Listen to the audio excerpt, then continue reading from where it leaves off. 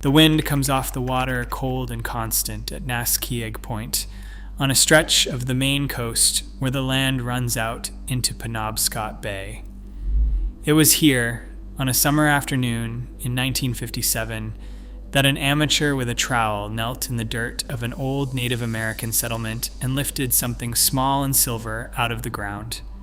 By every rule that mainstream history teaches, that object had no business being on this continent at all. People have wanted it to be a Viking grave ever since. It is not.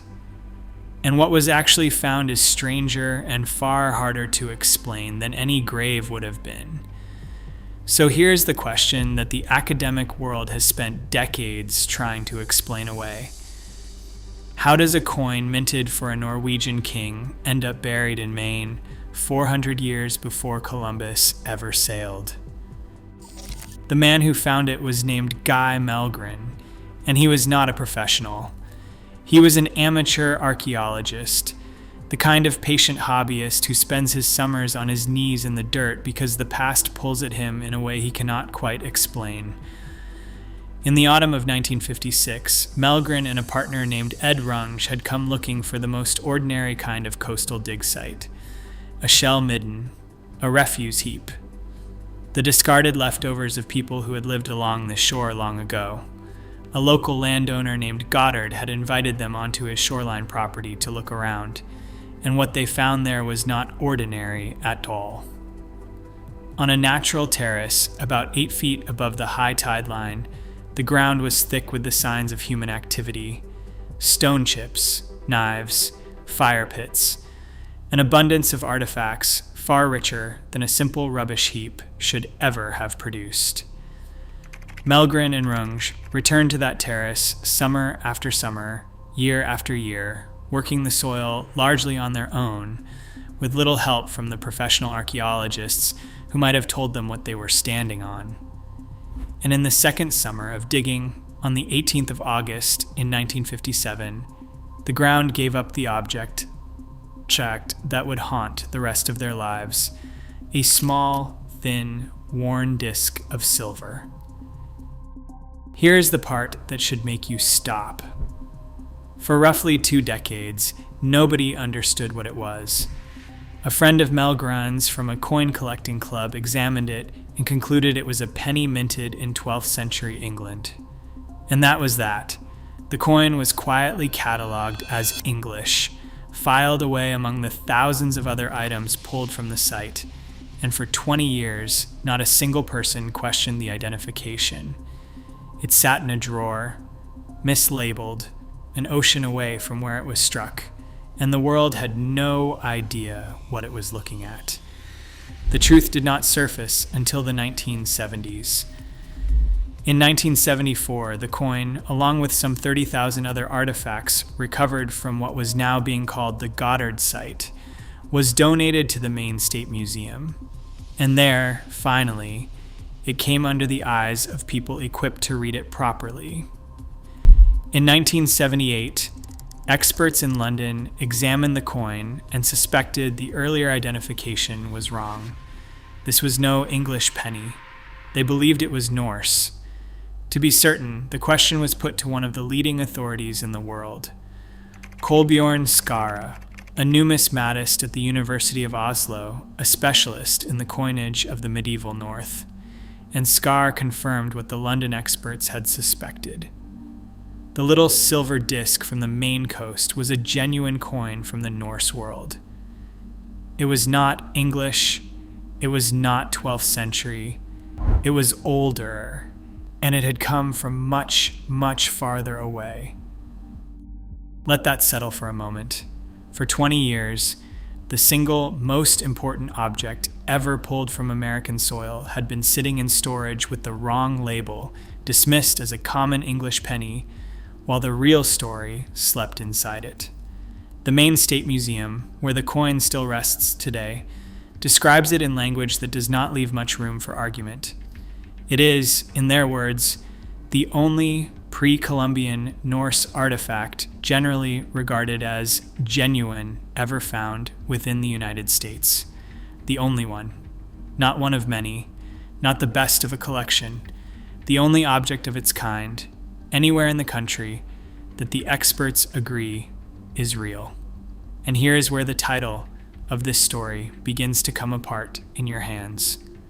Because there was no grave, there was no ship buried beneath the terrace, there was no warrior laid out with his weapons, no mound piled over a body, no Norse cemetery hidden under the Maine grass.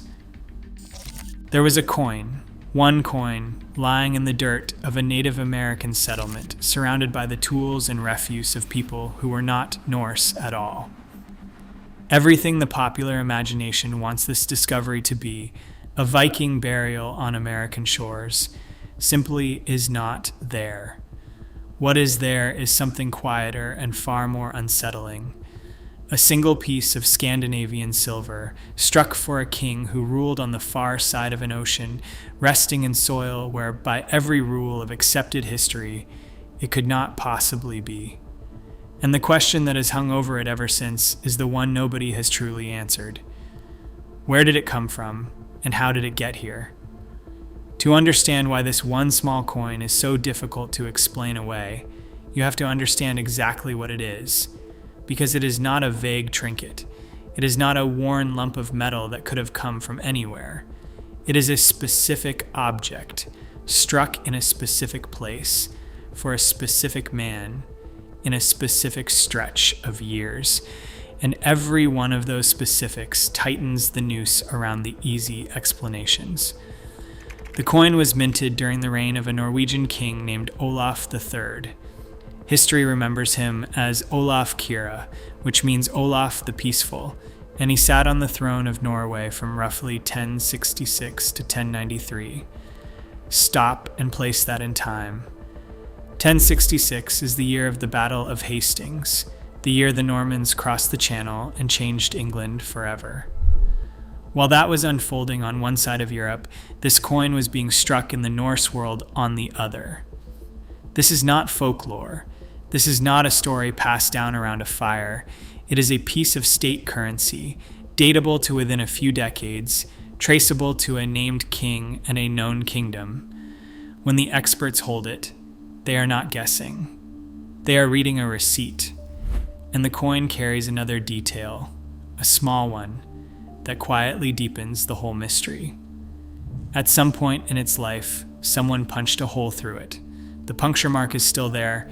A coin does not get a hole punched through it to be spent. It gets a hole punched through it to be worn. Somebody, somewhere, turned this piece of Norwegian silver into a pendant. They threaded it onto a cord or a string and hung it around a neck, the way you might wear something precious, something unfamiliar, something that had traveled a long way and meant something because of where it had been. And the surface of the coin tells the rest of that story. It is worn, it is chipped, it is rubbed smooth in the way that only happens when an object passes through many hands over a very long time. This was not a coin that was minted, carried across an ocean, and dropped the following week. This was a coin with a history written into its own surface, a coin that had been handled, treasured, and moved again and again for a long time before it ever came to rest in the Maine dirt. Now hold that against the calendar, because this is where the real problem begins. The Goddard Site, the settlement where the coin was found, has been dated by archaeologists to roughly 1180 to 1235 of the Common Era. The coin was struck in the second half of the 1000s, so the object and the soil it was found in are separated by something close to 100 years at the very least, and the gap may be larger. That alone tells you the coin did not arrive fresh. It had a life before Maine. And here is the detail that the easy answers tend to skip past. The Goddard Site dates to around 200 years after the last of the great Vinland voyages, the famous Norse expeditions to North America that the sagas describe, the ones that ended somewhere around the year 1000. By the time this coin was lying in the ground at Naskiig Point, the heroic age of Viking exploration was already 2 centuries gone. But here is what that does not mean. It does not mean the Norse were gone from this part of the world. because the Norse settlers in Greenland did not vanish when the saga Voyages ended. They stayed. They lived on those western shores from the 10th century all the way into the 15th century. For 500 years, there were Norsemen on the edge of the North American world, close enough to touch it, hunting and trading and pushing west whenever the ice and the season allowed. So a coin struck for Olaf the Peaceful, worn as a pendant, passed from hand to hand for generations, ending up in Maine in the late 1100s, is not the impossibility it first appears to be. It is strange, but it is not impossible. The Norse were there, in Greenland, the whole time, which leaves the question that splits the experts right down the middle, the question that everything else in this story hangs upon. Did a Viking carry this coin to Maine with his own hands? Or did the coin make that journey alone long after the man who first owned it was dust, traveling without the Viking at all? Start with the place itself, because the Goddard Site was no unordinary patch of coastline. For a long time, people imagined it the way the early reports described it, as an ancient Indian rubbish heap, a midden of discarded shells and bones on a quiet stretch of shore. But the more the ground was studied, the less ordinary it looked. The site sat on a point with an unobstructed view across the surrounding waters and islands, the kind of commanding position you choose on purpose. And unlike almost every other coastal site in Maine, it had a strange and telling absence. There were no great shell middens. The discarded oyster and clam shells that pile up at ordinary fishing camps simply were not there in the quantities you would expect. This was not a place where people came mainly to eat. It was a place where people came to meet. And the proof of that was in the artifacts. The ground at Naskeag Point held objects that had no business being together in one spot on the Maine coast. There was pottery of a kind usually found hundreds of miles away, as far off as New Jersey to the south and Nova Scotia to the north. Goods from across an enormous region, all converging on this single windswept terrace. The picture that emerged was unmistakable. The Goddard Site had been a major summer encampment and a trading hub, a crossroads where peoples from across the eastern half of the continent came together to exchange what they had carried with them. This was a marketplace of the ancient world, sitting on the edge of the Atlantic. Then there is the single clue that, more than any other, points toward how the coin really arrived. Among the thousands of objects pulled from the site, archaeologists found a stone tool identified as a Dorset burin. The Dorset were a people of the far Arctic north, of Labrador and the lands around the top of the continent, a world away from the coast of Maine. For one of their tools to end up here, it had to have traveled, hand to hand, down a long chain of exchange that reached from the high Arctic all the way to Penobscot Bay. And that single burin tells you something the coin alone could not. It tells you that the Goddard Site was plugged into a trade network that stretched across thousands of kilometers of the continent. Goods moved along that network. They moved a long way. And they moved between many hands before they came to rest. So here is the explanation that mainstream archaeology considers most likely, and it deserves to be stated plainly and fairly. The Maine State Museum, which holds the coin, takes the view that it was most probably obtained by native peoples somewhere else entirely, perhaps in Newfoundland, near the one confirmed Norse settlement in the New World at Lanzo Meadows. From there, the museum suggests it passed into the indigenous trade channels and traveled south, hand to hand, year after year, until it reached the marketplace at Goddard and was lost in the soil. No Viking ever stood on that main terrace. The coin came alone, carried by the same native networks that brought the Arctic burin and the distant pottery. That is the careful, sober reading, and it is very probably correct. But notice what that explanation does not actually resolve. It moves the mystery. It does not erase it. Because for a Norwegian penny to enter an indigenous trade network in the first place, there has to have been a moment somewhere on this side of the ocean when a Norseman placed that coin into a native hand. The trade network does not manufacture Norwegian silver. It only moves it. And so even the most cautious explanation still requires a meeting, a contact, a point of origin where Norse and native stood close enough to pass an object between them. The coin is a fingerprint, and a fingerprint means a hand was there. And here's the detail that keeps the whole thing from closing neatly. In the 1970s, after the coin was finally recognized for what it was, professional archaeologists returned to the Goddard Site and dug it properly, searching for anything else that might confirm a Norse presence. They found nothing. Not one more Norse object. The coin stood entirely alone. No companion artifacts, no grave, no camp. A single piece of Scandinavian silver, surrounded by the tools of people who were not Norse, with no trail leading in and no trail leading out. Either it is a fluke, or it is the one surviving trace of something far larger that the ground has refused to give up. Now it is only fair to turn and face the people who say none of this means anything at all. Because there is a darker reading of the Maine penny, and any honest account has to put it on the table.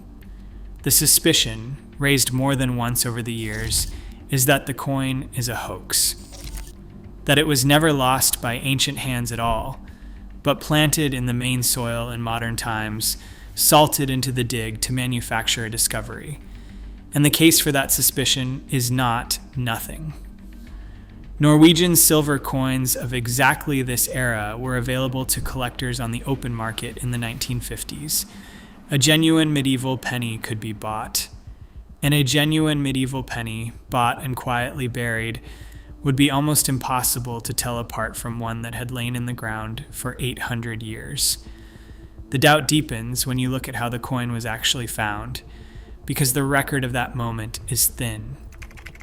Guy Melgren and his partner were amateurs working largely on their own, summer after summer, with little professional oversight, and the precise circumstances of the coin's discovery were never properly documented.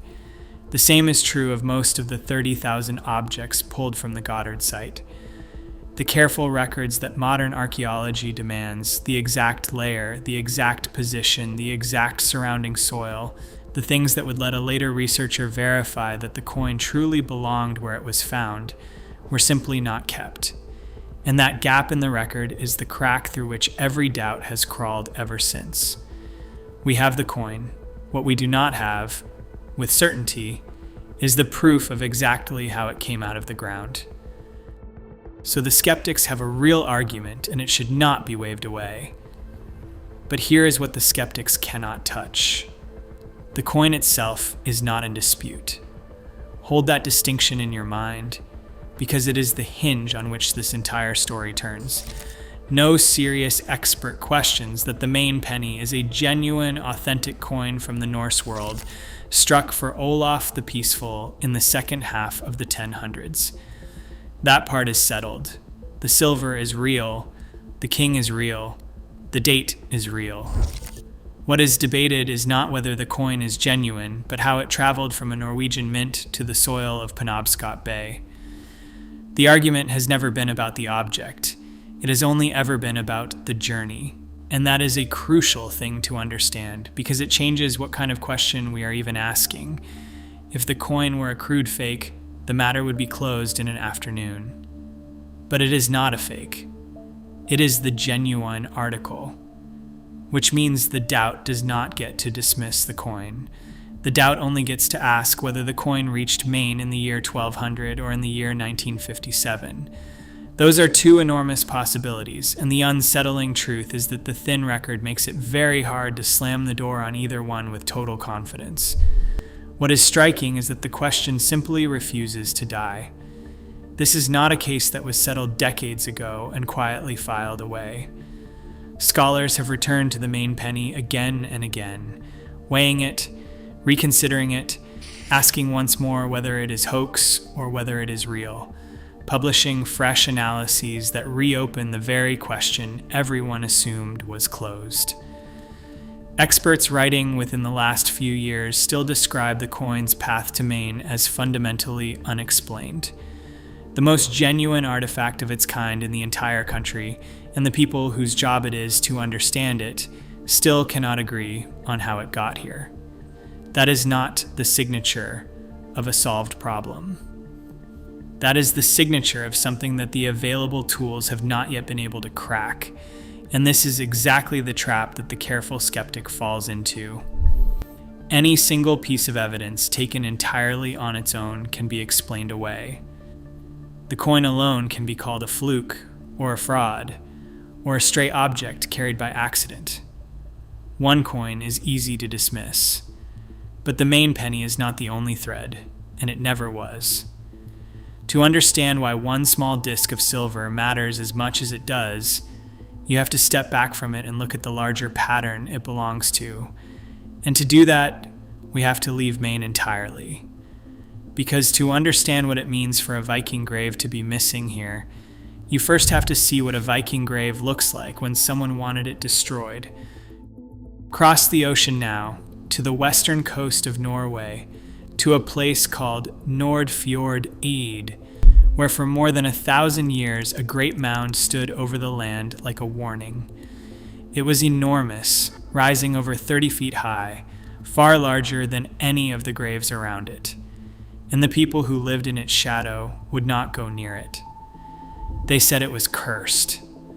They said that anyone who climbed it heard sounds underground, wood snapping, iron twisting. They said animals refused to step on it. While every other Viking grave in the region was broken open and looted for its treasure, this one stayed sealed. Not because it was forgotten, because people were afraid of what was inside. In 1874, a Norwegian naval officer and archaeologist named Anders Lorange decided to dig. He came expecting glory. This was the great age of Viking ship discoveries, and Lorange believed the mound would hold a treasure vessel like the famous burials at Gokstad and Oseberg, a preserved longship loaded with weapons and grave goods and the honored remains of a warrior. That is not what he found. As soon as his trench cut into the mound, the truth poured out of the ground, and it was black. The soil was scorched. The trench gave up the smell of burnt wood and metal. This was no proud, preserved grave. It was the site of a deliberate burning. What lay beneath was a ship that had been destroyed. Lorange's team eventually counted hundreds upon hundreds of iron rivets, the heavy nails that hold a Viking hull together, more than 700 of them at first, scattered across the floor of the mound with no order at all. There was no keel. There was no curve of a hull. There were no planks laid in their proper shape.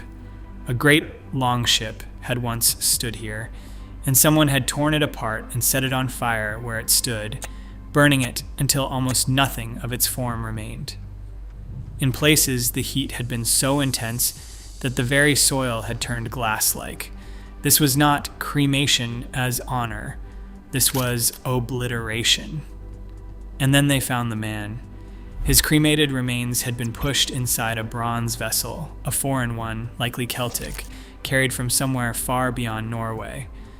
There were no weapons laid out at his side, no carved wood, no ornaments set out for the living to admire, no name, no symbols. None of the things that a Viking grave is supposed to say about the person it holds.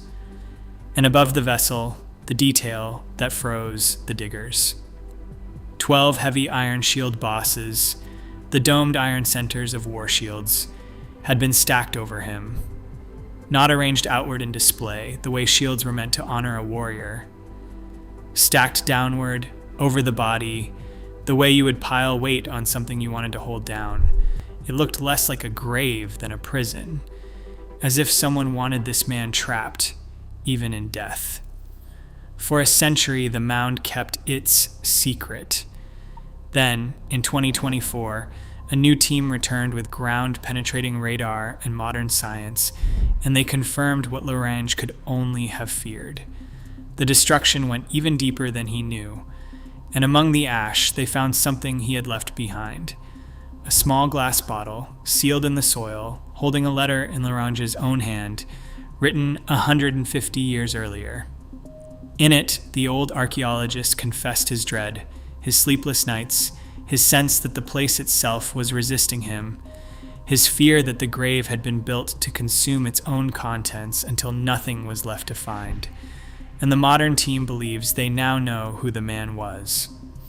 The leading theory names him as a king. Audbjorn of Fjordani, a regional ruler of western Norway who refused to bow to Harald Fairhair in his drive to forge a single kingdom. The two clashed in battle in the year 876, and Audbjorn was crushed. And this, the researchers came to believe, was the result. A defeated king whose enemy did not merely kill him, but burned his ship over his body and pinned him beneath shields, to erase him so completely that history itself would struggle to remember his name. Hold that image, and now turn back to Maine. Because that is what it looks like when Vikings wanted someone gone. The wreckage, the scorched earth, the deliberate, total destruction. Maine has none of that. No mound, no burned ship, no body pinned beneath iron. Maine has the exact opposite. Not a thing destroyed, but a thing that survived. One small coin that slipped through every net and came to rest, intact, where it never should have been. So step back and look at the coin not as a single oddity, but as one thread in a pattern that gets harder to dismiss the longer you stare at it. Because the Maine penny does not stand alone. It only looks lonely when you refuse to look at what surrounds it. And what surrounds it is a scattering of evidence spread across the northern half of the continent that all points in the same uncomfortable direction. Begin with the one thing nobody disputes. At the very northern tip of Newfoundland, at a windswept site called Lons o Meadows, there is a confirmed Norse settlement. Not a theory, not a contested stone. A genuine Viking camp, with the outlines of halls and workshops, with iron nails and a forge, dug out of the turf and accepted by every serious scholar on Earth. For decades, the precise date hovered in a vague window. Then, in 2021, an international team pinned it down with extraordinary precision. A massive solar storm had struck the Earth in the year 992, leaving a sudden spike of radiation locked into the tree rings that grew the following year. The researchers found that signal in woodcut at Lanzo Meadows by metal blades and counted the rings outward. The trees had been felled in the year 1021, exactly 1,000 years ago, almost 5 centuries before Columbus. The Norse were here. That is no longer in question. Now widen the lens. Far inland, in a Minnesota field, a Swedish farmer in 1898 plowed up a slab of gray stone carved with Scandinavian runes, telling of an expedition from Vinland westward. For most of a century, the academic world dismissed it as a forgery and refused to look again. But Henrik Williams, one of the leading living authorities on runic inscriptions at Uppsala University in Sweden, has argued that the early dismissals were too hasty and has called for the case to be reopened. And then there are the other fragments. Iron tools of Norse design surfacing along the river corridors of the upper Midwest. Oral histories carried by the Dakota and the Ojibwe of pale strangers who arrived by water long before the French or the English. The coin in Maine is one piece, but it sits inside a constellation of pieces, and they keep clustering along the same waterways, the same trade routes, the same northern edge of the continent. None of these threads, taken alone, is conclusive. Any single one can be explained away, and the skeptics have explained each of them away in turn. But all of them together form a converging pattern that mainstream archaeology has spent over a century trying to wave aside, and that raises a harder question. Why the resistance? Why did the academic world fight this story so stubbornly for so long? The answer comes in 3 parts. The first is politics. Many of these finds surfaced at the height of Scandinavian immigration into America, when Swedish and Norwegian communities were desperate for proof that their ancestors had been on this land first. Scholars, watching that hunger, grew suspicious of the people who wanted the evidence to be real, and the suspicion hardened into a refusal to look. The second is methodology. The tools needed to truly test these objects did not exist for most of the 20th century. Precise dating, chemical analysis of weathering, three-dimensional imaging of carvings, the genetic sequencing of lake sediments, all of it has matured only in the last few decades. The verdicts that were carved in stone a century ago were reached with the instruments of a century ago, and they have never been properly retested. And the third part is the quietest and the most powerful. Institutional inertia. Once a story is written into the textbooks, into the museum displays, into the lessons that train the next generation of scholars, it becomes enormously hard to dislodge. The story of Columbus arriving at an empty continent has been the foundation of American history for over 100 years. To admit that Norsemen reached deep into the New World, that their silver traveled the indigenous trade roads, that the native histories dismissed as legend were remembering something real, would mean redrawing a map that has hung on the wall for too long. That is not a small ask. It means rewriting chapters and re-examining artifacts long ago filed away as fakes. But the map is being redrawn anyway, slowly, year by year. The techniques sharpen. The old finds get a second look. And every year, the line between legend and evidence grows just a little thinner. So return, one last time, to that terrace above the tide line at Naskiig Point, and to the small silver coin lying in the dirt. They went looking for a Viking grave in Maine. They never found one. And that absence is the strangest part of the whole story. A grave would have been an answer. A coin is a question that will not sit still. The coin is no longer English. The coin is no longer a fluke. The coin is no longer alone. One Norwegian penny struck for a king across an ocean. A confirmed Norse camp to the north. Carved stones contested to the west. And the voices of the people who remembered strangers arriving by water. The Maine earth gave up one impossible object, and then it went silent. And somewhere along those old water roads, the next one may already be waiting to be found.